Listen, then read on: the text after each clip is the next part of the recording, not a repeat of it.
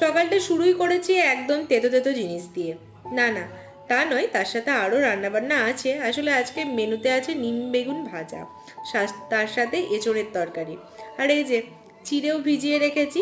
কিন্তু সেই চিড়ে দিয়ে কি রান্না হলো সেটা তো তোমরা ব্লগে দেখতে পারবে। আর যাই হোক, যেটাই হয়েছিল বেশ ভালো রান্না হয়েছিল, যেটা খেয়ে দেশপ্রিয় খুশি খুশি মনে বেরিয়ে গেল অফিস। আর আহি বাবাকে অফিস যেতে দেখে মনে প্রচুর দুঃখ নিয়ে দাঁড়িয়ে আছে গ্রিল ধরে। আর আমি ওকে ফোনের কভারটা দিয়ে কোনো রকমে ঘরের ভিতরে আনার চেষ্টা করছি, কারণ ও ভিতরে ঢুকে এলেই আমি দরজাটা দেবো বন্ধ করে। আর এই দেখো, সকাল সকাল তাড়াহুড়ো করে সমস্ত কাজকর্ম করতে গিয়ে আমার হাতটা গিয়েছে কেটে। আর সে যাই হোক, তারপরে আমরা চলে গেলাম ব্যালকনিতে। ব্যালকনিতে দাঁড়িয়ে বেশ কয়েকটা জামা কাপড় ছিল, সেগুলো তুলে নিয়ে এলাম ঘরে। আর তারপর সন্ধে হতেই দেশপ্রিয় বাড়ি ফিরলো। আর তারপরেই গেলাম টিটেনাস নিতে। আর যাই হোক, আজকের দিনটা এরকমই ছিল।